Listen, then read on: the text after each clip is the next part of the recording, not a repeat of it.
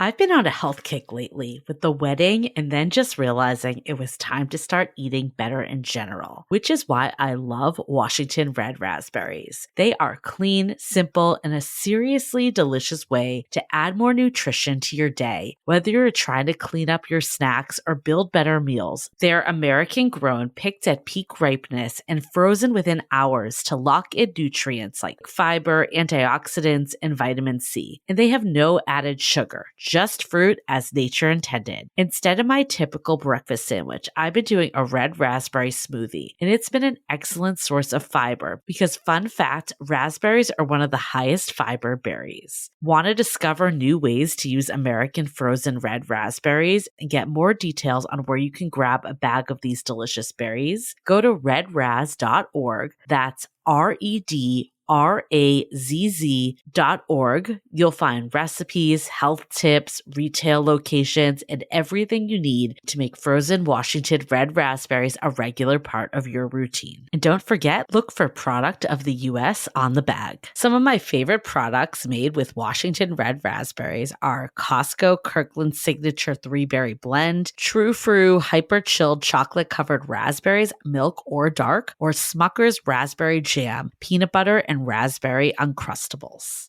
Hi, I'm Yue Xu. And I'm Julie Kraftchick. We're active daters turned dating insiders. Here to dive into everything modern dating and relationships. Welcome to Dateable.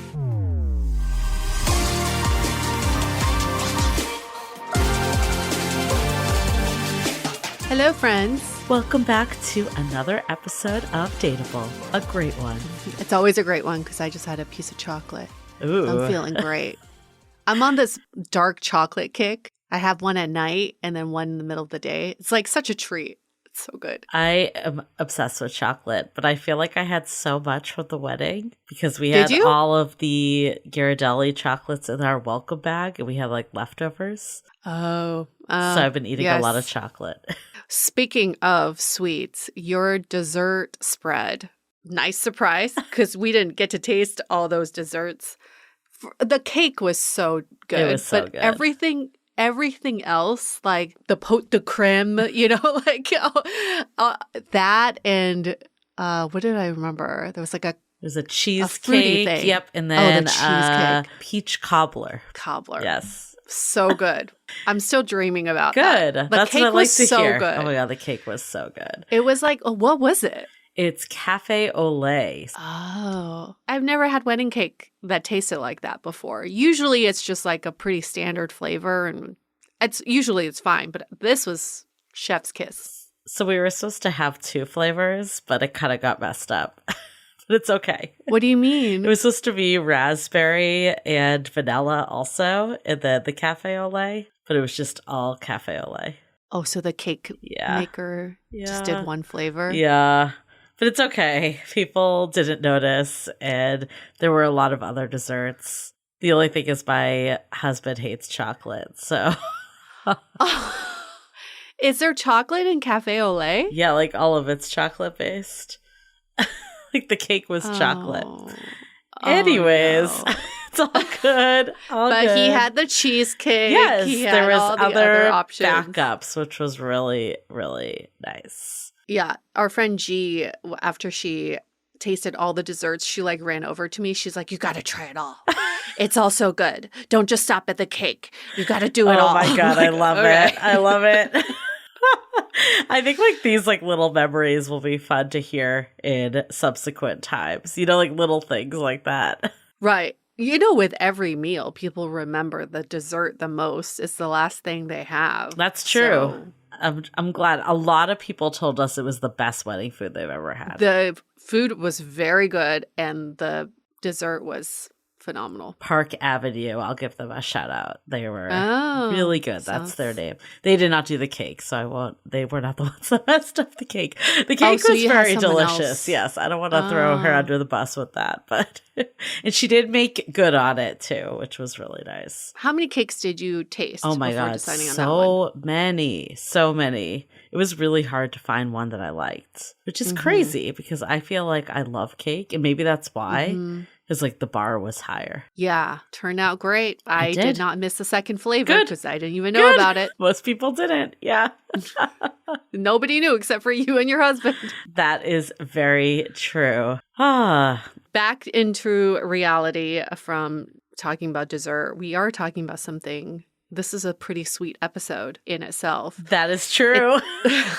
The topic is probably very relatable. It's about dating emotionally unavailable people, but the learnings are quite sweet and the lessons are sweet. Yeah, and this is one of it's your man friend's friend. Is that the connection? Yes. They're kind of like coworkers, they work together. Yeah. Okay. Like coworkers. Okay. Ish. Yeah. But she was great. Her name is Drea. She also, what is her podcast? Because you were a guest on her podcast also. Yeah. She has a podcast called Hey Babe, Can We Talk? Where she gets honest and raw about everything related to dating, love, dating your 40s. So she has different guests on, but she also shares a lot of her own experiences. Yeah. And Yue was like, she has quite the history that she could share of just dating that Mr. Unavailable, that unavailable guy that, you know how it kind of like, I know I had this pattern. It was like the same guy in a different body, in a different face. Mm-hmm. But the patterns were the same each time. And just like I don't know, I guess like it always felt like I was like pushing against a wall to like get them to like open up and want to like do things and be with me and have a relationship. Like I was always like pushing upward. And that feeling of being with someone unavailable, and then that feeling of like, okay, well, I met someone new, they're not the same, and then the same thing happening. I just remember that cycle so well. Like I remember like when my, on again, off again ex, like I remember the first time he like ended it with me. And my first reaction was like, I can't believe this is happening again. Like that was my reaction because it just felt like compounded from like all these other experiences. It's that feeling of being with someone who's emotionally unavailable, but at the same time, they give you these nuggets of hope. Yeah. So you feel like you've earned, like all the different little bits of love along the way. And that's what kind of Drea talks about is you feel accomplished for every little love interaction they give you, every little praise, every little compliment, every little reciprocated action. You feel like, oh, I earned this because that's how she felt love was, that it is something earned. So she followed this model until she realized this is not serving me. I am just following a pattern. I'm following past trauma. I am replaying the same scenario over and over again by choosing people who are, to no fault of their own, emotionally unavailable, but I am choosing to be in this cycle. Right. I'm glad you brought that up though too, because like I think like when you're removed from it or it's not you, it's a friend that's going through it, you're like, it's so clear that this person is not available and not interested. Like why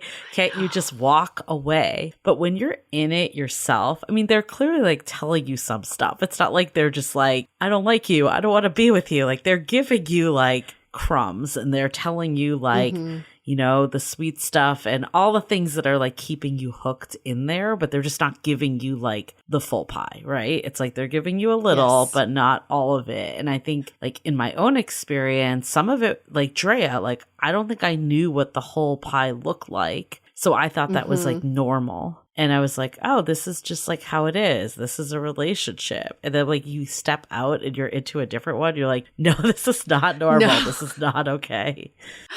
Oh, I know that feeling.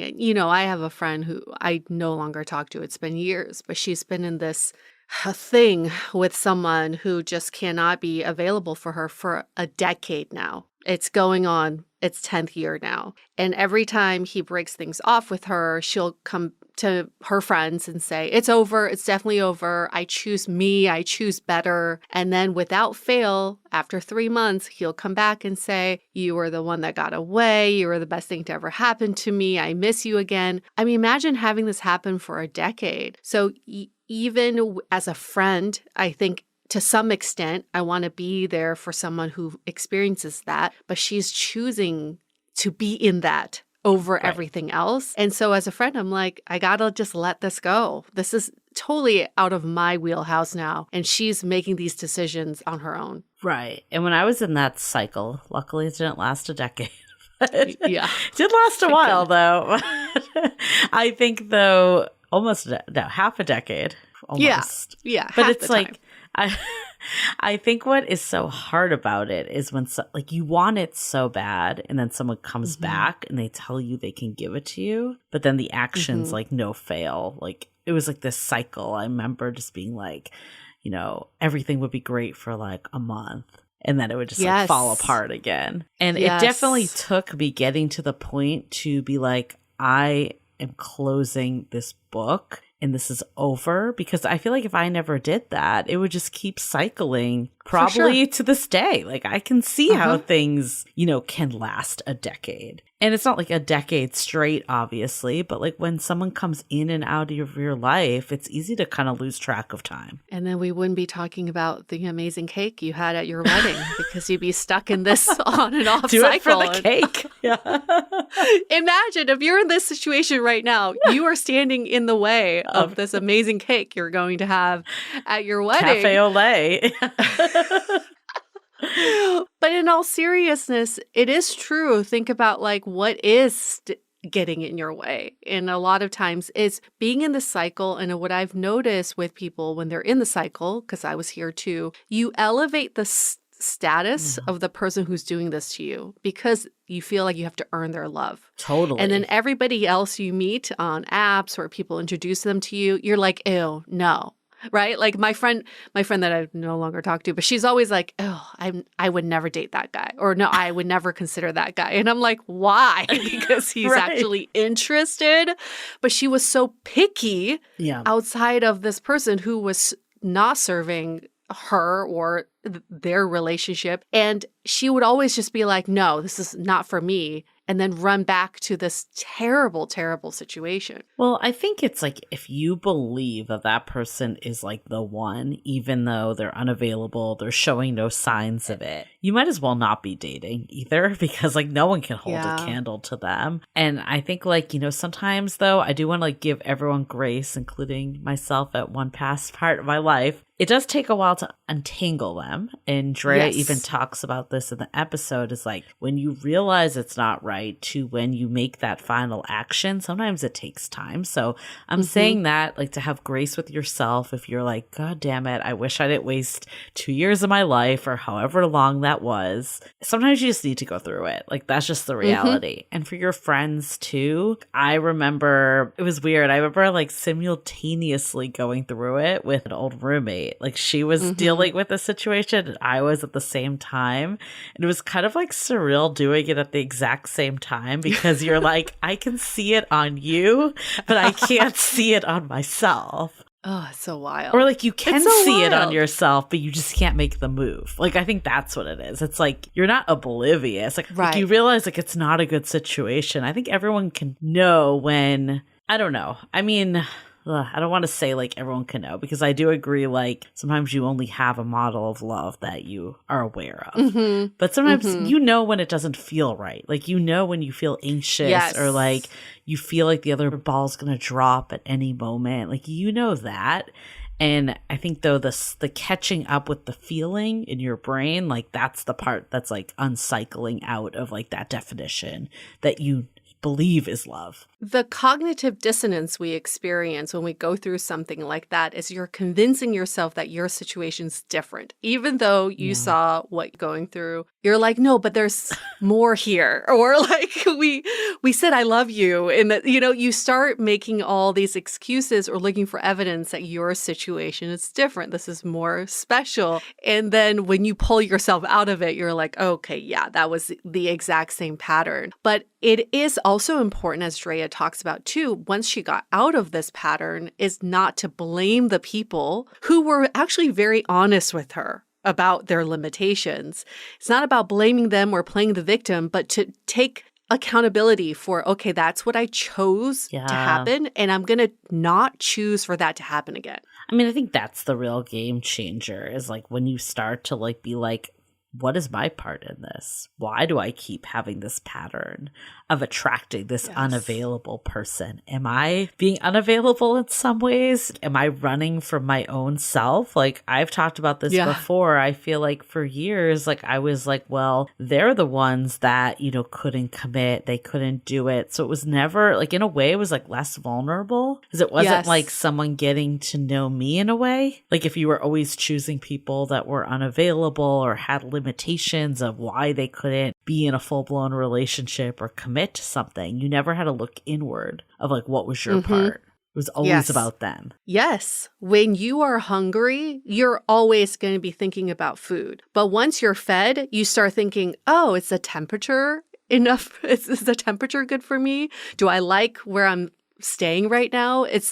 Do I like the lighting in this room? It's like when your bare minimum is not satisfied in a relationship, that's all you can focus on. And I still remember for you in your off and on relationship, you always focused on your memories at the Fairmont during the holidays. Like, you would always bring this up, like, this is one of our favorite things to do is like going to the Fairmont. Right, it happened like once. But you're like, it's so festive. It's like one of our favorite things. And I remember feeling like the special feeling that you had too, like, oh, I think this is like a special person. But now when we talk about this, it's like, you can have that memory with your husband and it'd be 100 times better because he actually wants to commit to you. Right. I think though, like this, I don't know, it's funny because you said like when we were comparing like my situation to my roommate, I'm not even sure if it was like I was thinking like mine was like different or special. I think some of it was like I just wanted to like hang on to this idea of being with someone. Kind of like overcame everything else. And I think this was the achiever in me and dreamer too, that it was like if I like admit defeat on some of these, then it says something about me, where it really didn't, because a lot of the people in my life are still single 10 to 15 years later. So clearly they just didn't want to be in a relationship. And again, okay. But I think for me back then, I took it very personally. So it was like holding on to that a lot. Like, I think sometimes I knew deep down, or like, I don't know, it's like I either knew deep down that it wasn't right, or I thought like love could conquer all type of thing. Like I thought it could change. I think it was like being naive, wanting to fit in with people and talk about someone and feeling something that maybe you hadn't felt before, but that doesn't always mean that it's like reciprocal. I don't know. There's a lot of reasons, a lot of reasons why you can be prone to unavailable people. And I think sometimes too, maybe it's the hard look of like, am I actually ready? Like looking back to when I was going from unavailable to unavailable, maybe the reality was that I was also unavailable. Yeah. You could be unavailable. You could be not ready. You could also be in a mindset of wanting to achieve something, like you were saying. And then this is the person that happened to be there. Like they're just so many ways of looking at this, that Drea also, through therapy, through self-reflection, looked at the multiple ways that she was brought up and how her relationship with her father really fed into this. But what I absolutely love about this conversation, that you all will as well, is that she says, yes, that is my past. That is my relationship with my father. But I have the power to change it all. This is not the way it has to be forever. And I'm going to change it. I think that is definitely the message. And, you know, people always say, well, my history, I always attract the narcissist. I always attract the unavailable people. And that can stop today. Like that's the beauty, is like, we don't need to keep attracting these people. It's who you choose at the end of the day. Yes, it is in your control. I wish we could send this to my friend. Maybe she's secretly listening. I don't know. I really do hope so. I mean, I think sometimes it just takes like people being on their own path, and it's like, it's hard to watch a friend like get hurt over and over and over again. But what I've learned is like people will get there eventually if they're meant to, and you can only do so much as a friend too. Yep. And sometimes it is letting go. of Yeah. that friendship. But we're not Okay. letting go of this friendship with No, we're Drea. 'Cause not. She's, Or she's all of awesome. you. We are here. We are ready. And we're ready to dive into why do we go for unavailable people and how do we break the pattern? Ooh. Okay. Another way to break patterns, pick up how to be dateable. The I'm like, best what? way. The best way to break the patterns. You know what we actually found out recently? We have actually sold, I think it just edged out more copies of the audiobook than even the hardcover. Oh, I didn't know that. That's great. Like it just surpassed it. So if you haven't gotten the audiobook yet, definitely get it. And also if you've gotten the audiobook but not the hardcover, Get both. they're a different experience, you know? Yeah. I think that's why, I don't know, we're seeing it in both directions, but I mean, it makes sense. We're a podcast. I get it why people would do audiobook. I think just in general, people are doing audiobooks a lot more. It is. People do. But imagine if you had friends come over, you can't show them what you're listening to on your phone. Well, that's true. Right? My friend loves displaying her book on her coffee table, even though she's married, because, well, the title, people go, what? Why are you reading this book? And she said the color really complements her decor. But I think it is a great coffee table book. It is something that will solicit conversation, and people will be curious to know why you have this book. That is for sure. We also need to get back to reading some reviews next episode. So I guess this is the call out. If you haven't yet, leave us a review on the book or DM us.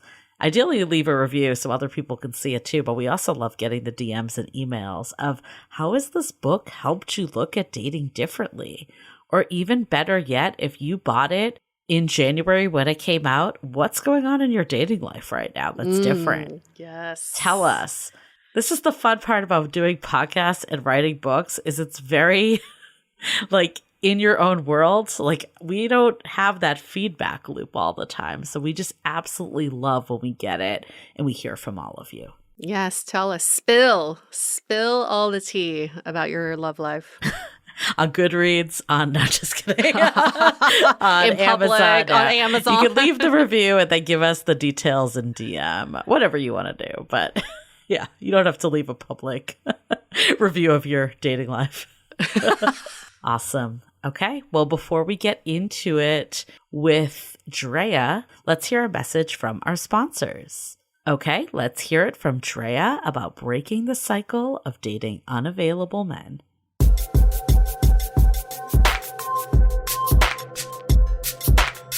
Do you often feel like you're unconsciously seeking the unavailable type and you don't know how to break the pattern? Everyone's screaming, yes. That's me. That is me. Our guest today, Drea, is going to share her experience of having a pattern of dating the unavailable type and how she's dating differently today. Welcome, Drea. Thank you. Thank you for having me. Super excited to be on. We are so excited to have you. This is such a relatable topic that I think a lot of us have had experiences on. So maybe we could start just with your relationship history. Like you said, there were a few experiences that led here. What were kind of like the overarching similarities between some of these experiences? Well, I think even before I got into relationships, it started with, like family stuff, straight abandonment with my dad. And then, now me and my dad, we have healed our relationship, but like that wound of let me go struggle to get love started really early on when I was 7. And my first boyfriend, amazing, great, lovely. But there was something in that relationship that didn't feel right subconsciously. Like I didn't know that. But later on, I dated my drug dealer boyfriend in college and I was like, ooh, this feels like home. Like it was tough. I had to work for it. It was hot and cold. He completely dysregulated me and it was familiar. And so that kind of set a path of just complete dysfunction for a really long time in my life. And so if anyone showed up completely available, I didn't understand that. I didn't recognize it. There's like self-esteem stuff that goes in there. And then also, again, that subconscious tape that's playing in the back of my head that if you're giving it to me easy, it doesn't make sense. You got to struggle. You got to work hard for love. You got to earn it. So if someone shows up and sees me, I'm like, whoa, that doesn't make sense to me. Like, why are you seeing me? Because I don't see myself. So I'm only going to date what I already believe about myself and from my history. When did you come to this realization? Honestly, Yue, I think maybe the seed was planted about 10 years ago. That's when it was like planted. And then over time, through different 12-step programs and therapy and all these things, I watered it. And it really came into fruition like a few years ago where I was like, wow, this is really terrible. And it was my last long-term toxic boyfriend that I was with for 4 years. And within that relationship, I started to see myself, and then I started to see what all my friends were seeing. I mean, he was just a beaming red flag in every possible way when I met him. But I think at the point that he met me, I was so tired of dating, and he just kind of kept showing up, and he'd started doing the thing of like fight or flight for me. And I was like, oh, this is perfect, Right. and had a lot of trauma himself. And I wanted to fix. I was going to make this man love me. That was my mission. And everybody saw the writing on the wall, but I did not until later. And towards the end of that relationship, I was like, dang, what am I doing? Like, this is just not working. And something in me woke up. But that wasn't the end. That was just the beginning of me wanting to make those changes. And that was about, like 3 or 4 years ago. Oh my God. I think we can all relate to being the fixer. I mean, at least I can. I've definitely been like that before, because you're like, oh, this person, they're so great, but they have this 1 or 2 things that aren't working out, but I can change them. I can make it. Like, with enough love, they can get there. Like, did you have any of those moments of thinking like love is all it needs? Or like, what was kind of your thought process, even though you saw some of these red flags at the beginning? I mean, it's interesting. The thought process in the beginning was just, I wanted to say I had a boyfriend. I got tired of going to like the events. They're like, oh, are you here by yourself? You're going to find him, Right. And the ironic part is like, I couldn't even bring this guy to events. He was like a raging alcoholic and was like calling me, not calling me, all over the place, and that was the funny part, was like, I could barely get him to show up. But yeah, at least you can say that you have someone. At least I could say my boyfriend's calling. You know what I mean? Like, he's at home. My boyfriend's at home. And it really was that simple for me. I just wanted to say that there was somebody there. I didn't really care about, now when I date, the things that I ask and the things that I'm talking about, it's so different. Like values. What do you want out of life? Do you have a plan? And not in this interview question way, but like, it was as simple as he's cute. He called me back. That's it. Right. He likes me. That's all. That's it. There was no other criteria of or thinking, does this person really want to get to know Drea? You know what I mean? I ended up taking care of this guy for 4 years, basically, and I wanted to, motivate him and fix him and change him because he was so broken. And I thought, if I do all that, he's going to reward me, and he did not. He didn't love me anymore. It just made things harder. And turns out he was just basically in love with his ex-girlfriend entire time we were together. Yeah. So, I really fought for that relationship to my own detriment until I woke up. So when did you know that this relationship was problematic? You said he was like a walking red flag. I think sometimes we throw around this term quite easily. Yeah. So what were some of the red flags without getting into too much personal detail? Well, one, he drank too much. I mean, that was like sign number 1 in the relationship, but I'm sober. So he had said to me, meeting me was a sign, and then he was going to start to get sober. So I believed that. I was like, oh my God, this is so crazy. Like, we knew some of the same people. Ironically, I knew his ex-girlfriend. Like, her number was in my phone. Oh, wow. So crazy. Yeah. And I'll tell you about that story later. So I was like, oh my God, I'm going to help this guy. Then he lied to me about smoking. He lied to me about his background. He had some childhood trauma, maybe a couple felonies. But the thing about him, I will say, is that within like 3-4 weeks, he was like, Drea, you are way too good of a woman for me. And I don't know if this was like a game, but he was like, I am not good for you. Like, I see that you're a good person. Get away from me. So he was telling you. He was telling you. Oh, yeah. Very clearly. He's like, Drea, stop. I have the text messages. He's like, leave me alone. Like, you do not need to be anywhere near a guy like me. And all I heard was, are you free on Thursday? Like, oh my God. We talk about this, the internal translator of seriously. I was like, no. It's okay. I'm going to like, you're just a broken bird. And let me fix do all these things. People usually tell you. Like at least I'm thinking he about told my me. experiences and Mhm. like every single one of them that did was kind of similar, like situations that you're like, this person is not ready for a relationship. They are unavailable. They No, tell you. You just choose not to they listen. tell you. Yes. Yeah, we do. Yes. Well, as a fixer, you want to show the person how good you are for them. Yes. You want to show them that this life could be so amazing with me in it. And I blame And Yeah, rom-coms and I for just that because that's like yeah. what, right? yes, They're like, oh, well, you meet this yes. person that has a challenge and then you come into their life and it's all turned around. And we've internalized a lot of that. And he's going to magically get sober. He's going to magically be emotionally available. He could not articulate his feelings in any way. And the thing that, I used to get really down on myself was just the behavior that I accepted Yeah. and the things that I allowed in my life. I mean, I was doing so much for this guy, and it just was a testament to how broken I was at that time. I didn't see my value. I didn't see my worth. I didn't see like what a great person I was. And I don't say this to toot my own horn, but later on I was like, wow, like I am a catch. Yeah. And this is not a reflection anymore about how I feel about myself. And that began the journey of me wanting to separate from him. Now, ending things in a relationship is really hard for me. So that dance went on for about a year and we were living together. And I Wow. knew, I woke up one day and I was like, Drea, this is not your person. And from then on, it just was like separation, separation, separation. And it was really difficult because he thought I was never leaving him. Yeah. Everyone thought I was never leaving him. And then I was like, no, you got to get out. So 4 years. Yeah. It sounds like the last year you kind of had this wake up call. What was like the 3 years? Like, I guess, how was that relationship for you? Like, when did you abandon yourself in it? I guess, how did you get to that breaking point of like, it's time for me to leave? I think the 3 years of just processing that he did not love me. I mean, honestly, the turning point was my sister passed away and he did not come to the funeral. Oh, That What? was Reason? yes, he did not come to the funeral. Honestly, I don't really know. He was just like, you're going to be focused on your family. And I remember even his sister was like, Dre, why are you with my brother? Like, honestly, like, and this is so awful. But like the night my sister passed, like I needed him to chat with him.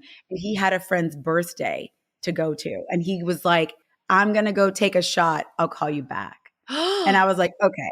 I was like, we're done. right. Like we're actually done. Like this relationship is over. And I already knew it was over, but that was like the nail in the coffin. And then I was away for about a month and the way he treated me, our conversations were always really hard. There wasn't a lot of like space for my grieving. There wasn't a lot. So I was already like the seed was already planted throughout that year. And then that's when things really escalated. And I was like, yo, this is done. This is over. And then I couldn't look at my friends and my family anymore because they were like, Drea, I mean, come on. So then it was just a mission of getting him out of my home at that point. I was like, you got to get out. That's usually the most telling experience is when you as a fixer, you're there for him to fix and to help and to be there. Do anything. But then when you need him and he abandons you, that's when it's very clear that this is a one-sided relationship. He did not have the capacity in any way for me. I think especially in hard times like that, you really see who's there for you versus who's not, and especially your significant other. I think that makes a ton of sense. So 3 years leading up to that, though, were you like, everything is good and all my friends and family don't really know? Or like, what was going through your mind? Yeah. No, I mean, this guy he was bad from the jump. Okay, it was so you always bad. knew. You always knew. I always knew. No, I always knew. Even he knew. And listen, everyone knew. Yeah, he knew. Everyone knew. He was constantly, we were break up, make up, break up, make up, break up, make up for the whole time. And everyone would say, what season is this of you and so, you know? And I feel like COVID brought us back together. We were broken up. Sounds like my story. He gives me a call. Yeah, does. Gives me a little ring, a couple days in. He's like, why don't you just come over here just so you're safe? And I go, no. Okay. And then that was it. And then like that started us living together for 2 years in Orange County. And I remember when we moved in together, I was like, are you ready for this? Like, do you think that we're really going to, build a foundation? He goes, oh, I don't know. I mean, I probably not, but it's kind of up to you. And I go, what? Okay, let's sign here. What? Yeah. Wow. I mean, I just was not thinking. I just wanted to like do this thing and live with someone and just check all the boxes. And it wasn't really about the content of my relationship. And so Mhm. we moved in together. It was great for about 2 weeks. We would always have 2 week pockets. He'd stop drinking. We'd really focus on each other. Julie, It was yep. great. Then he'd go play golf and all the fucking wheels were off. You know what I mean? It's just, it's done. So that was our pattern for about 2 years. And then that last year we moved back to I moved back to LA and he moved with me. And then things really fell apart at that point. Yeah. But the drinking was a huge factor. The verbal abuse during the drinking, you know, it was really tragic and it was never good. By the way, we lived together for like 6 months and no one knew. I lied about it. Oh my God. Like I couldn't even because tell you were people. ashamed. Yeah. They were like, are you guys living together? And I was like, no. So after this relationship, have you had relationships since? I did have one relationship right after, a few months after. And, you know, again, there were signs, but I ignored them. He was very sweet to me in the beginning. And then it just turned and it was, I thought I was doing better. I thought I was doing better. And I don't know if anyone listening can relate to this, but I did that thing where I was like, I'm totally fine. Like I know my blind spots now. Everything is good, you know, and I was maybe I was a little too confident. And then somebody kind of swooped in there and it's like, you don't know until you have to apply the lessons. Yes. You know what I mean? And then it shows up and you're like, dang, I'm not passing this test at all. And I was ready to let this situation go at any time. But then I crossed what I call that invisible line where like, I really like someone and now I'm entangled and I don't know how I'm going to get out. Oh. I'm chilling. I'm coasting. We're hanging out. We're not hanging out. I don't even care. And then one day I wake up and I'm like, oh no. How did I get here? So how long did that one go on for? About a year and a half. Okay. Also very off and on. Okay. And once he turned and I saw his true colors, I was like, come on. But he didn't drink at all. So that was great. But mentally, he mentally was way more taxing than the other guy. Damn. Wow. So still unavailable, just in different ways.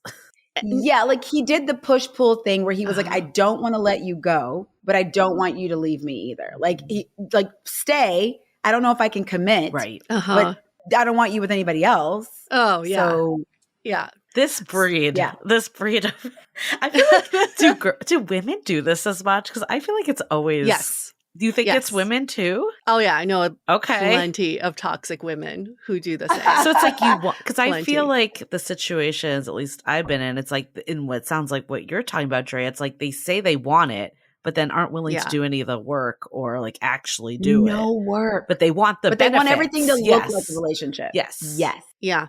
But think about it. And I showed up for it. If someone is like, I don't want to put in the work, but I'm gonna get all the benefits, and you give it to him, why would he leave? Right. Why would he leave? I showed up for it willingly. Willingly, I showed up for it. And, you know, we had really great chemistry. And I was very much blinded by that. I was so starved from the lack of passion I had had previously that this showed up in a way. And, you know, it's very easy to get blinded by that and just kind of dismiss a lot of the behavior. And, you know, I look back at it and I feel some shame around it, but I also just feel like, you know, that's where I was and I was growing. And what's so great about now is that the awareness is so different. It's so different. I'm not saying I'm perfect. I still make some mistakes here and there, but you know, I don't see myself moving forward with someone who's like, hey, I'm a bright red flag. Drea, stop. Yeah. You tell me to stop or you're not available, I'm out. Right. Yes. I'm like, okay, great. No problem. I want to get to that transformation point because I think that's so important for people to hear. But I want to first pause and acknowledge how lonely it is to be in a place where you're in this toxic relationship. You're ashamed to tell your friends and family about it. You can't ask for help because you're the fixer. You're the one who's helping other people. And yet you're keeping the secret to yourself and from your friends and family. That is just like, I think the loneliest place to be because you can't even depend on your partner. Yeah. So I want to acknowledge that. And second, I want to acknowledge there's, you know, the show, The Bear. And I don't know if you watched it, but it's just like chaotic restaurant kind of setting. And the bear experienced this abandonment as a child. So the only way he thrives is in chaos. And he talks about how he loves this chaotic restaurant environment because he feels calm and peaceful and regulated in that kind of environment. So there's something Yes. there where, like you were saying, I almost feel like this, you got deregulated, but that felt normal. So also Yes. acknowledging that that was like kind of home base for you. So Mhm. what was the breaking point then for you to realize coming out of the second relationship that you need to break the pattern and stop abandoning yourself? The emotional low I felt with this second relationship was so because I really believed that even though there were all these flags that we were going to be something, like I loved him. I loved him deeper than the 4-year guy for sure. Mm. Cause we had a friendship base and that really just, it wasn't like we dated and then we were just boyfriend and girlfriend. Like we were like friends, we laughed and really connected. And so the loss of that was really difficult. But I think me chasing all the time was the breaking point for me. And I thought to myself, I can't do this anymore. Like we had one of our fights and he would just disappear. He wouldn't talk to me for 8 days, come back like nothing happened. If I brought anything up, I was gaslit, manipulated, all the things. I'm crazy, let it go. And I remember one day I was just like, I was in the fetal position crying on the ground.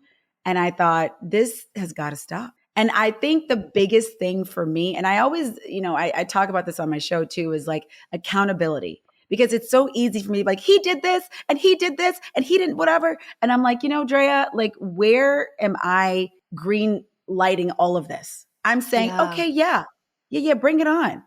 You don't want to really be with me? Sure, let's keep hanging out. Oh, you keep gaslighting me. And now if I see any signs of yelling, you're hanging up in my face, I'm telling you my feelings.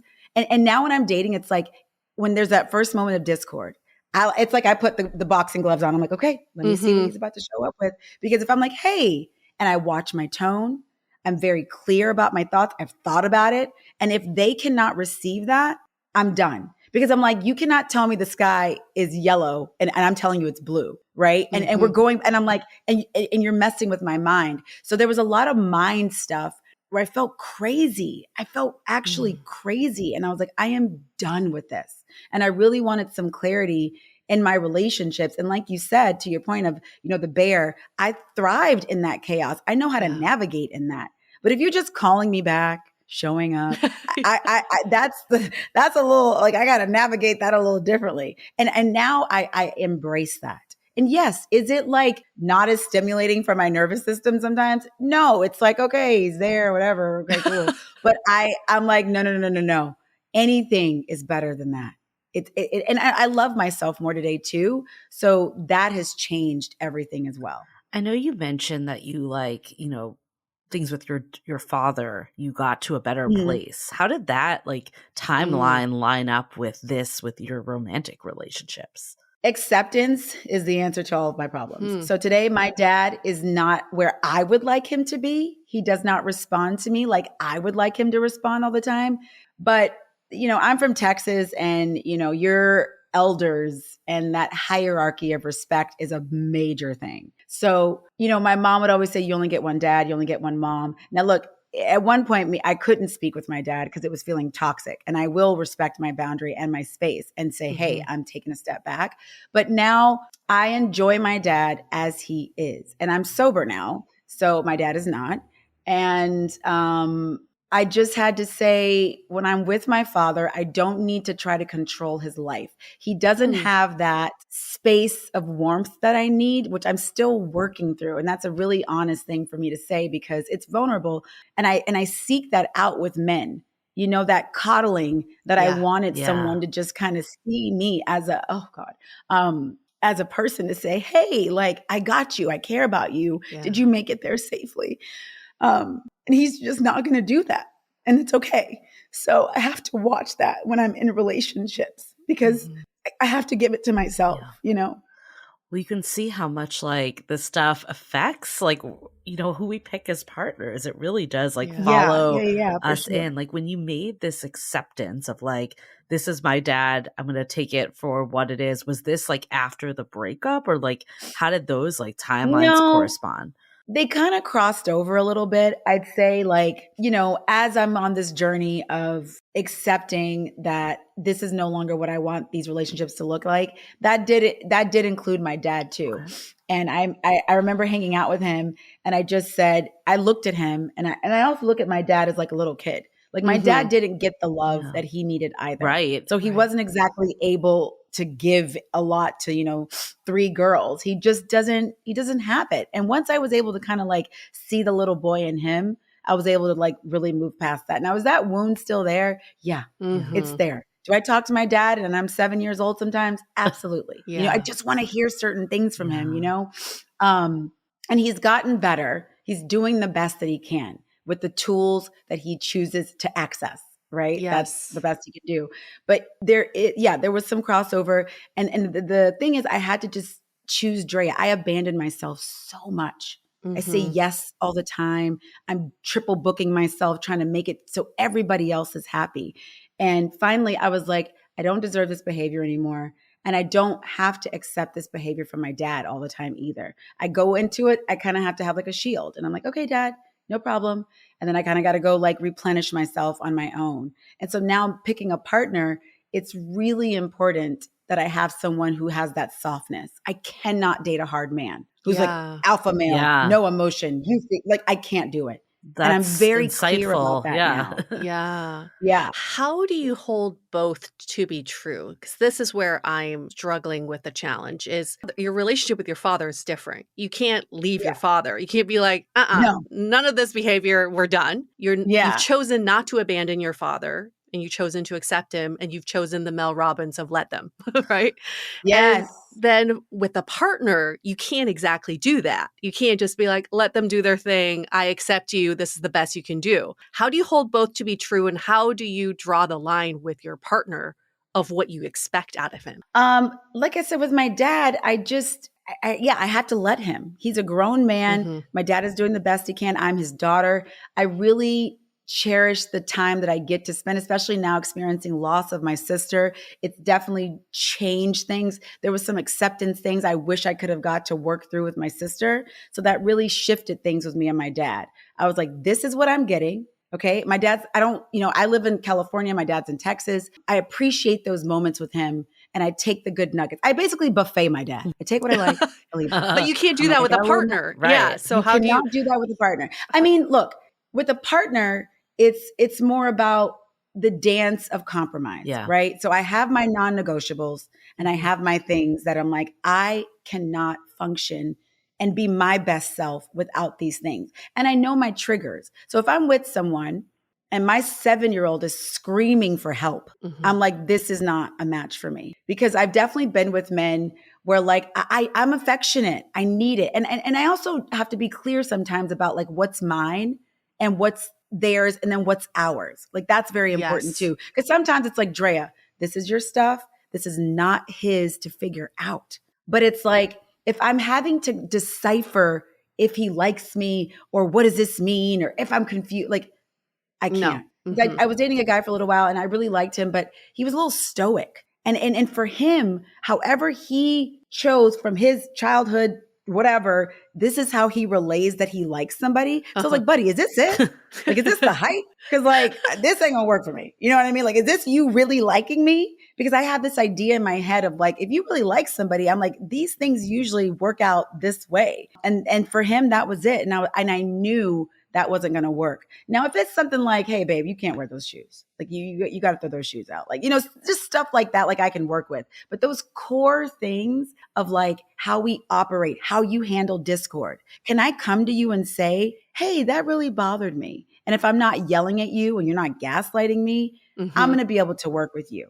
But those are the most important things to me. And then there's certain things I can work on. But at being clear about my non-negotiables has helped me date moving forward now. But you tell me you're not available, I am gone so fast. Hanging up the phone. You're like, hello? Good. I'm like, so how did you get to this place? Like, you mentioned 12-step program, you mentioned therapy. Like, what was like kind of the way that this all clicked of like, I deserve more. These are my non-negotiables. Yeah.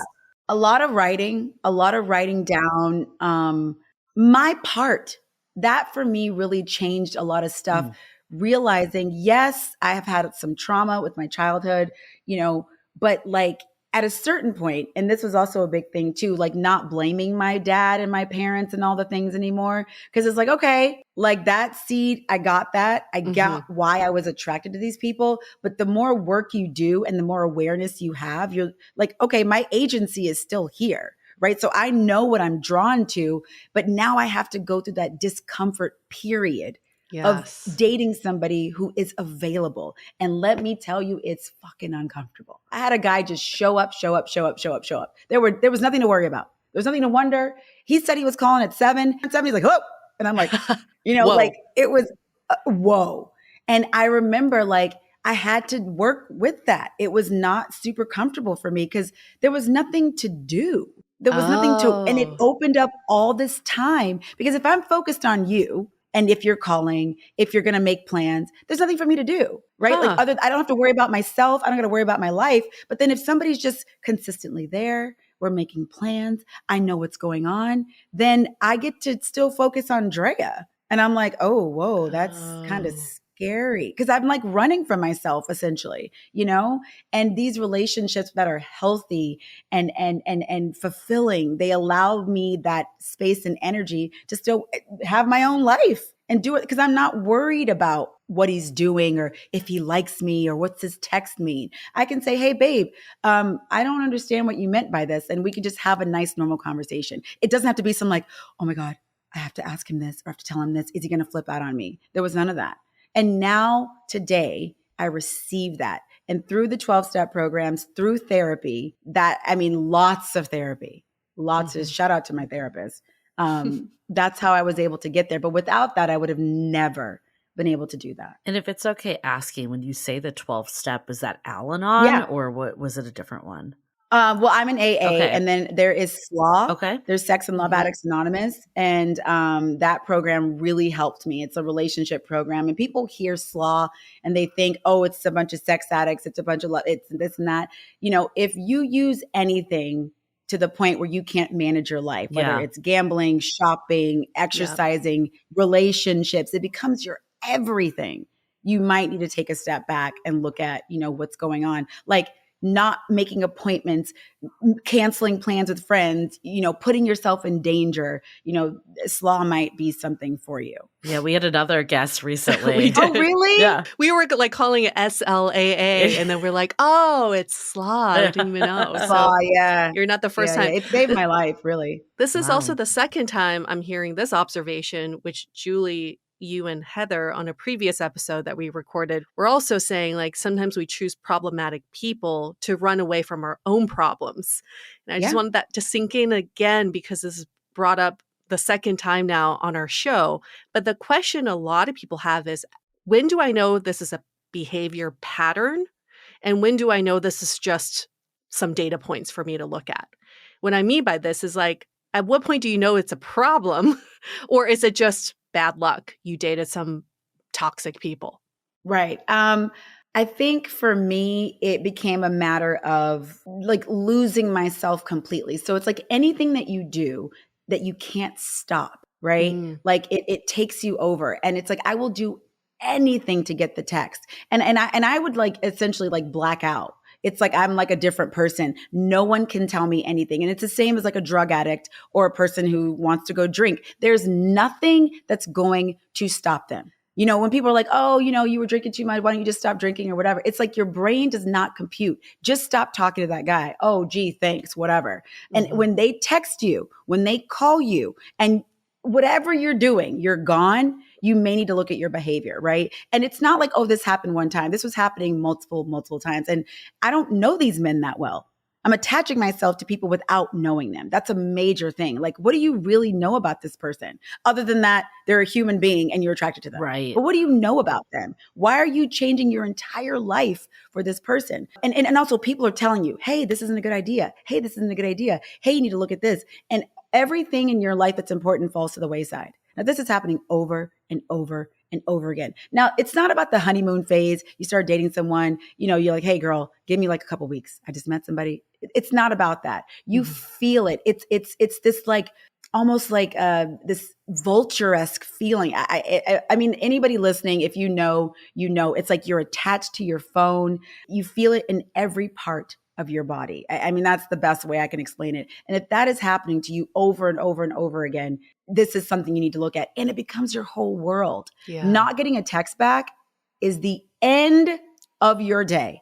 Or getting a text starting with good morning, chipper mood, everything's great. Right. But everything is dependent upon them. You have no agency of your own unless it's about this other person. Yeah. And that's when I was like, and now today, God, thank baby Jesus, like that is not my life today. That is not my life today. Now, listen, I'm not saying if I don't get a text that I don't get a little like dysregulated, but it doesn't stop my day. I still go to work. I still go to a workout. I still eat my food. I still show up for my friends and family. That was not the case years ago. I'm in the bed, passed out. They're like, Dre, you met him a week ago. I'm like, I know.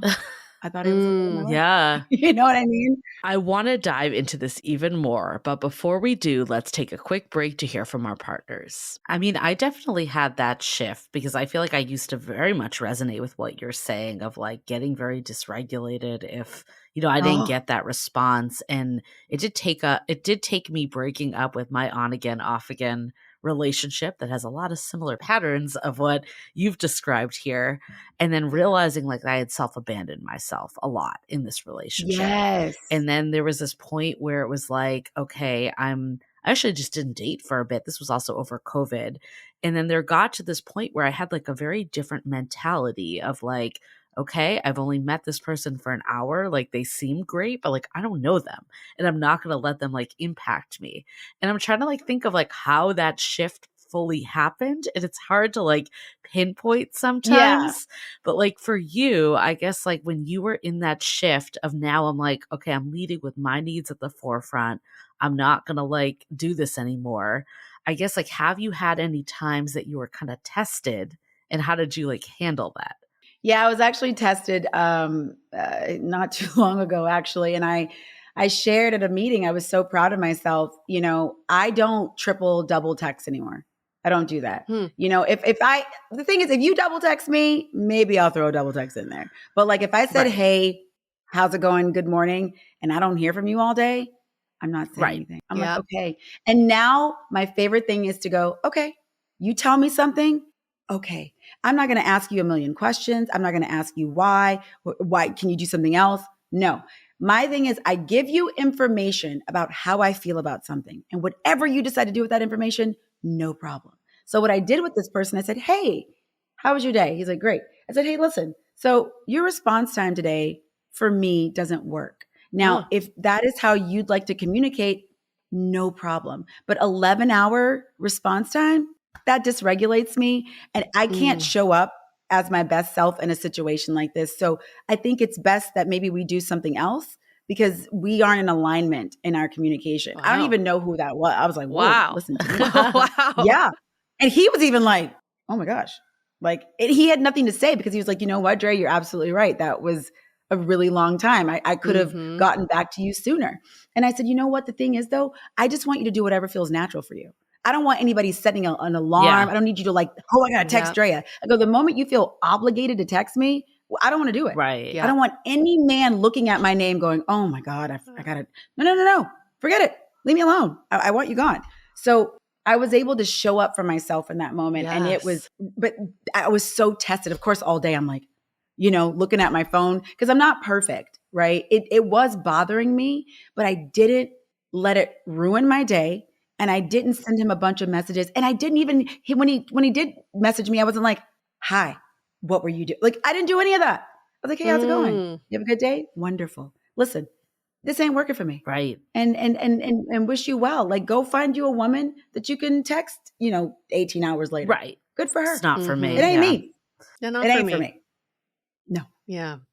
Oh gosh. I'm just like, there was so much in that I'm trying to process because you even said I had to show up for myself. Yeah. And I've said that before and I've heard people say that before. And it just dawned on me that when you show up for yourself, you're actually speaking up for yourself. You're representing yourself. And I think about the time, Julie, when I was trying to track down the guy that ghosted you. Yeah. on Bumble. I set up like a fake profile. I was trying to trap this Oh dude. my God, I love it. And I was trying to think of all the ways I would confront him if I were ever to see him because he had hurt my friend. And it was just, they Yeah. had set up this third date and then he kind of ghosted. And I was like, I would say she was really looking forward to seeing you. And you two had made plans and then you just ghosted. Like, you really need to explain yourself. But then I would never say that if I were representing myself, right? Like, why would I never stand up for Mm. myself in the same way Yeah. I would do for a friend? So when you just said that, represent and show up for yourself, that's the way we should be doing it, is how you would do it for a good friend. Totally. Exactly. Even the way that I speak to myself sometimes, I get hard on myself and I'm like, man, I would never say this to a friend. Like I Right. would never say these things, Uh-huh. and I feel like it's been a journey to speak positively to myself. But what always helps, and I don't know if this can help anyone, but like, I imagine that 7-year-old, because that's like when my dad left. So like, that's my inner child. And she's standing there with a blanket and a teddy bear. And she's like, love me. And I used to go on dates as my 7-year-old self. But now I go on dates as my adult self. And I said, hey, I got you. I'm going to take care of you. But we would both be there like, are you going to take care of us, sir? Like, what's his name? Doesn't matter. Like, here's all my baggage. But now I show up for her and I imagine her when I'm speaking to myself, when I am going on dates. And I'm like, what if I had a daughter and my daughter's sitting there texting some dude 86 times, I just wouldn't want that for her. Right. I like and I that. understand and I allow for the feelings. One thing I don't like, and I really want to say this on the show today, it's like, I hate it when people tell you not to feel those things. Yes. F him, babe. Yeah. Don't think about it. Who Yeah. cares? F that guy. Block him. We're all so Nope. quick to block Right. and ghost and all these things. So and true. it's like, no, I went on a few dates with this guy and I like him. That's okay. Yeah. He did not text me back and I'm having some feelings. To all those friends who are like, babe, who cares? Girl, I care. Right. You know what I mean? Yes. And I'm allowed to care for today. It's not a month later and I'm talking about it. It just happened today. So allow me my feelings. Me and my inner child are, we're a little dysregulated, but I'm still going on with my day. So that was really important for me to say today, because that's something that I really think is important too, allowing people to have that space to have their experience. Like it's okay. You know? Thank you for saying that. Because I think like a lot of times dating gets like brushed under the rugs. It's not a real relationship. And it's like, it still hurts. It's still painful. And it's like also the dating trauma when it accumulates. It's not just like that one date that didn't work out. It's like, then we start to go there. So I'm glad that you addressed that, because we sometimes put up these Instagram posts. We get similar comments like, oh, you don't need to respond. Like, just block them. Who cares? Yeah. And it's like, if you truly can feel that way, good for you. But a lot of us cannot. So it's like a lot of us want the closure, or a lot of us want to feel what we're feeling. So thank you. Exactly. I was ghosted by someone a year ago, like in a real way. Just literally, we were in Vegas on a Monday, Tuesday, ghosted. Never heard from the guy again. Okay. Wow. And the amount of people that were like, you dodged a bullet. Who cares? La, la, la. Like immediately, I'm like, y'all, like I was dating this guy. Right. Like he disappeared. Right. Like this is not normal. This is crazy making. Yeah. Like, let me have my feelings. Like, Jesus, I don't understand, So I want to talk about what you brought up earlier about kind of like how you had this one relationship, the 4-year relationship that, you knew was toxic. You knew you were with someone unavailable. You knew you were abandoning yourself. And then you got into that next 1-year relationship. And I think that can feel like a backslide to a lot of people hearing that, because like, I think I've been there before too. It's like, you think you've like gone to that, like gotten over it. And then you're like, oh, here I am again. But I actually don't think it's a backslide. I think you need to have the experiences you have, and you usually show up differently. And like, clearly you exited after a year, not 4 years. So that is progress, right? Exactly. So I just want to like address that piece, because I think sometimes when we have these bad experiences, we think, okay, now that I've resolved it, I'm going to choose like different people and everything's going to work out. What was kind of your experience like with that? I don't even like using the word backslide, but like, here we are again experience. Yeah. I mean, my experience with that was I was able to, thank God, to see the changes, which were, I didn't stay in this for 4 years, right? So And as you continue to grow and stay on that journey, then the next guy was only a few months. And then the next guy is a few weeks. Right. I see those red flags and I'm out, you know? Yes. So there were definitely things in the beginning, and then some things you over index because you're so like, I got this. And then, you know, it's like, it kind of comes out sideways. Like I was ready to leave that guy any second in the beginning. I was like, yeah, okay, cool. You don't want to do this? No problem. And he'd be like, no, wait. And I hate that dance. We all get so like stimulated by that. If you're going to leave me, I got to like go get you. And then I get you and then I don't want, it's just it's really crazy making, and finding a partner who is so evolved past that. It's like, shout out to us who are out here dating. I mean, it's actually crazy. I just hate the dance. But yeah, so there were definitely moments where I was really sad. And like you said, Julie, it was the culmination of everything. It's like, yes, I was crying about him, but I was also just crying about my history. I was like, how am I here again? Right. Like, what? This guy is being crazy. And then I'm already so emotionally entangled with him. And I also got to watch the language, right? I'm like, I always get here. I always do this. I can't leave when it's this. And it's like, sometimes you don't even know the differences that have been happening in your life where you're like, wait a second. No, this has changed for me. Like, this sentence is no longer true. And so, yes, it wasn't perfect, but it wasn't 4 years. And then also I was able to just be done with it. Right. It took me a while, but I was able to be done with it and like actually be done with it. And that in the past was not a thing, but I was able to write it down. I do a lot of writing, and it's like, what in this was different than my past relationships? How did I abandon myself? How did I not abandon myself? And my big things for me, and it may not, you know, it may sound like so simple to normal people, but when you have real like trauma responses to these relationships where you feel addicted to them, getting out of bed and eating and going to the gym was major for me. Like, I couldn't believe I was able to do that. Like, breaking up was death. Breaking up meant I'm dying. Yeah. That's it. I don't care how long we were together. I don't care anything. We broke up. I'm dead. Yeah. But now I was like, life goes on. People don't work out.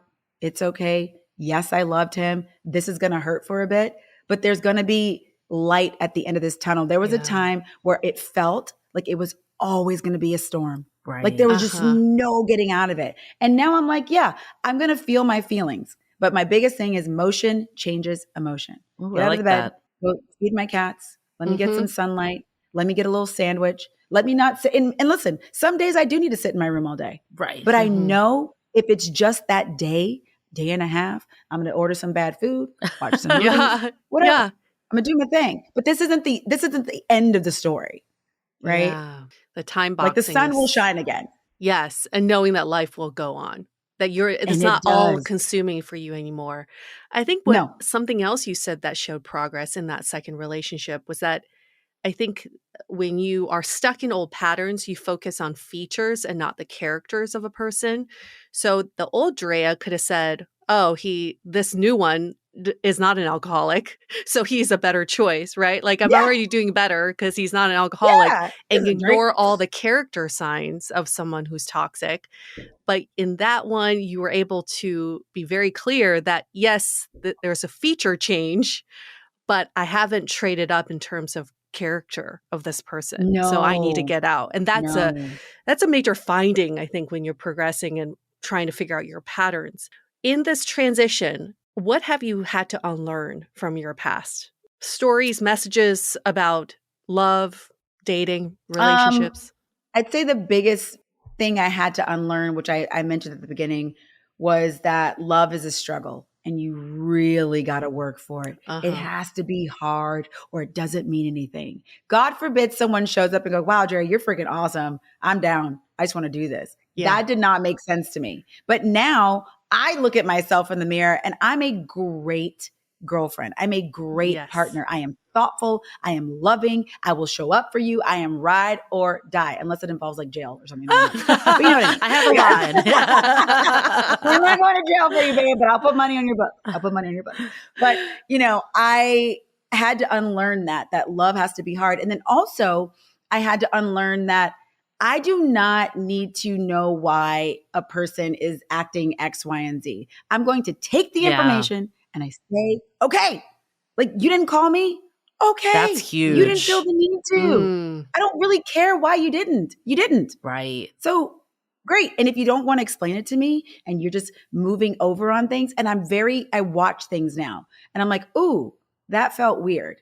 Okay. Sometimes you put an asterisk and then sometimes I bring things up and I'm like, if I bring my feelings to this person and they act a certain way, this is not my person. Yeah. Okay. I need to be able to, because before it's like, I didn't really think about that stuff. I would just say it. They gaslit me and I'm like, oh, this is just normal. And it's like, it's not normal. We're adults. Mhm. Like, we're going to have discord. We're going to have moments that are uncomfortable in a relationship. That's part of a relationship. And if you're that guy who's like, oh, you got something to say. I'm like, okay, this is really low budget and juvenile. And I don't want anything to do with it. I want my partner to be like, hey, is everything okay? Do we need to talk? Mhm. And one of the things I do now when I'm with somebody is I do bi-weekly check-ins. I pick a day, we have a time, and I'm like, hey, babe, is there anything that I did this last few weeks? Is there anything you want to talk about that you need to unpack? Are you feeling a certain kind of way? And I think those moments are really important versus like holding stuff and oh, I want to say this, but I don't. So it's like, hey, we have an hour. Let's get Yeah. naked emotionally. What's going on? How are you feeling about us? And this What's is happening? even with people that like you are just starting to date? Or like what's like kind of I mean, if we have established that we're just dating each Okay. other, yes, I do want to do a check-in, especially in the beginning, because I just want to get that Yeah. ball rolling and that language around like, how are you feeling? Totally. Right? And like, and a lot of people are like, no one's ever done this before. And I'm like, listen, I'm really working on myself. And I think these check-ins are so important because it does allow people to like, you know what? This is bothering me actually. Totally. And taking that intentional space for it, I think can really change your relationship. As long as everybody's open to hearing, because that's the thing too. You got to like be able to hear what comes at you. And maybe you don't agree with it. But I always take a pause. I'm like, I don't understand this, but okay, let's unpack it, baby. I Let's see what love we got it. here. You know? I mean, it sounds So like mature. you're so like level of what you're looking for. And I love that because I think sometimes what happens, we've had guests or talked to people where you kind of swing to like finding every last red flag. So you Yeah. like get Yeah. hyper focused because you don't want the same thing to happen. And from what you're saying, the red flags that you're looking for are legit red flags. It's not like, oh, their shoes Yeah. suck. It's like, are they going to blow up at No. me if I like, Yeah. bring something up? Which Yeah. are the actual red flags. How do you like strike this balance and what green flags are you looking for now? The green flags I'm looking for now are just hands down consistency. Mhm. That is so, if you say something and you just forget it, you don't do it, I don't like that. Now, I know some people are just forgetful, and this may be my own hopeless romantic thing, but I just truly believe, and I think I'll take this to the grave. If you like somebody, especially men, they show up Yes. and they do Yes. it and they're clear. They are so effing clear. Every date I've been on, if a guy likes me, he's like, when can I see you again? Yeah. Yes. What are you doing this week? Yes. It's not this like, yeah, let's circle back. Let's touch base at the end of the week. And let's see what's My happening. people call I'll your check my people. schedule. Right. I'm like, what is this, a conference call? You're going to circle back to me? Like, okay. Men are so clear. Can I come over? What's happening? This is what we're doing. These are the plans. And so to me, it's like, oh, I'm just not like that. And honestly, if I'm not like evoking that from you, then forget it. Right. Like that's what I want from my partner. And so I look for consistency. I look for intentionality. Like this man is being intentional with me. He's thinking about me. He wants to get to know me, like genuinely. And I also look for conversation dynamics because I'm a great listener and I don't fight people to talk. So like if a guy's interested and he's asking me questions, great. But if I'm starting to talk and it's like double Dutch, I'm like, I'm like, okay, forget it. Yeah. Like you go ahead, knock yourself out. And then I don't hang out with that person again. Because I had a friend of mine say, sometimes men don't get a chance to talk and they don't feel heard. And I'm like, yeah, but there's another person on the other end of the date. This is a dialogue, not a monologue. Right. So Yes. listening to me, consistency. I really look at family dynamics, like, how are we talking about our exes? How are we talking about our mother? Like who are your friends? Yeah.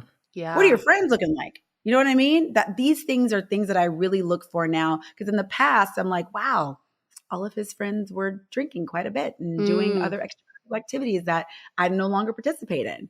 And these are the people that I'm going to be around. Like, do I want this to be a part of my life too? So, and it's not, again, like this, it has to be like this perfect checklist, right? Maybe you got one little friend you've had since high school and he's just a little freaking weird. I can get over Yeah. that. But if the majority of your friends are raging alcoholics, Yeah. It says it's probably something. like Drea. It says something. It says something. And, and I think, like I said, I've complicated things in my past. I've made a lot of excuses. Well, he just, and if maybe, and now I'm just like, you said X, no problem. Okay. See ya. Gotta go. Yeah. Thank you. Yeah. Yeah. How do you strike that balance in similar vein? How do you strike the balance of setting your boundaries, speaking up for yourself, showing up for yourself, but then also not participating in cancel culture where you're like, you do this, I say no, or I'm not doing that, or you're done. Like, you know, you can swing very much the other way as well. Right. I think it's listen, it's definitely nuanced, okay? Especially if you like somebody and especially if they're really cute, girl, you know what I mean? You make a little couple concessions. I'm like, ooh, hold on now. You know what? It's okay. We'll figure it out. But I think I look for patterns. Like, I'm not unreasonable, right? So let's say you didn't call me all day and you were like, hey, Drea, the acknowledgement of it. How do you handle the fact that you didn't call me all day? And I am so clear, you guys. I'm so clear. I'm like, hey, this dysregulates me. I don't really want to participate in that. If that doesn't work for you, no problem. But I'm telling you all this from the jump. Communication is super important to me. Your word is important to me. Now, a man that's going to be my guy is going to say, oh, okay, this is what Drea, and also vice versa. I'm listening to what you like and don't like and all those things, And so it is a little nuanced. Like, I look for patterns, not these one-off situations. Hey, babe, I'm so sorry. Like, got caught up in X, Y, and Z. I understand this is important to you. That kind of language, okay, I can work with you. So I'm not just going to like, see you later. Even if let's say that guy who didn't text me back for 11 hours, I didn't hear from him again. I'm still going to wrap that up for myself. I'll reach out and say, hey, can we have a chat?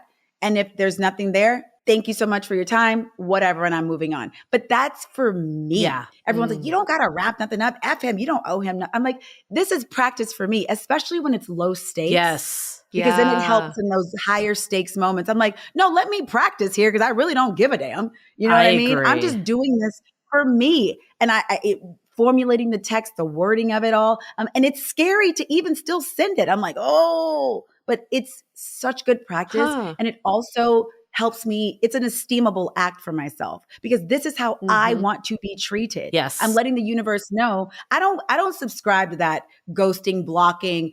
That is, it's a bunch of garbage to me. And I think honestly, it's emotionally immature. Totally. I do. Because we're just disposing of people and we really aren't thinking about the human experience. Yeah, maybe the guy's a jerk, but that doesn't mean I got to be a jerk. Yeah.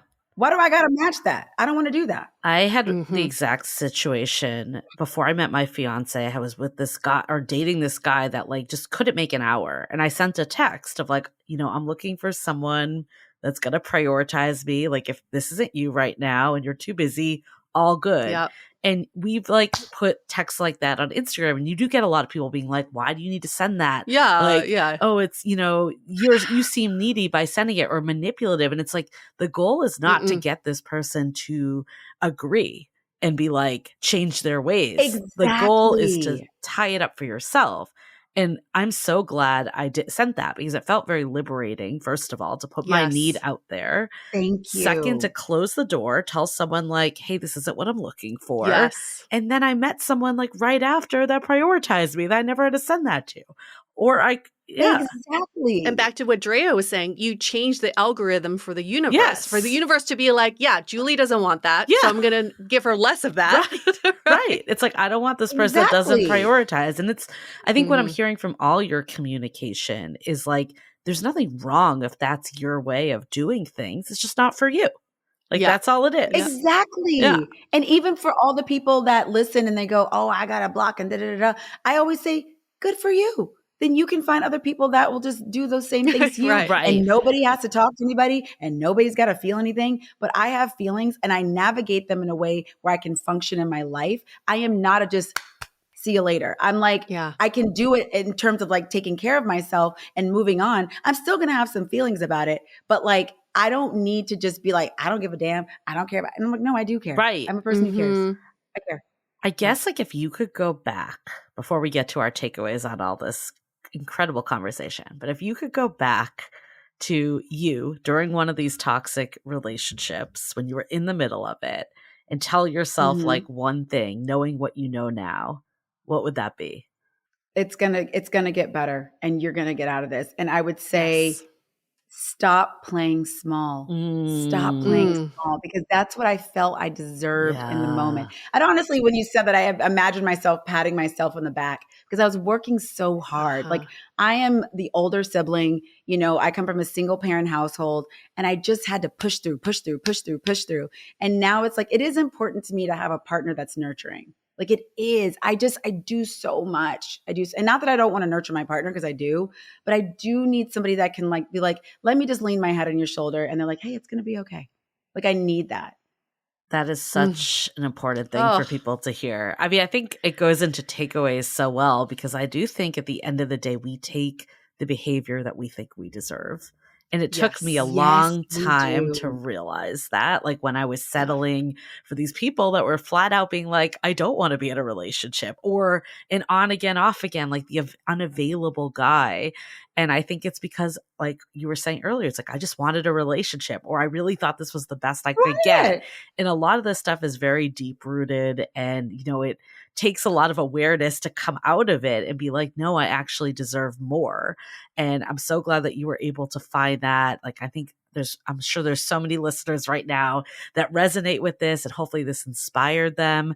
But I think like the Yeah, biggest, I do hope so. absolutely. And I think the biggest takeaway I have too is like, you said it earlier, like, stop using these words like always and this always happens, or, you know, like we Mhm. sometimes get stuck in like the past, and it's so important to remember the progress we're making.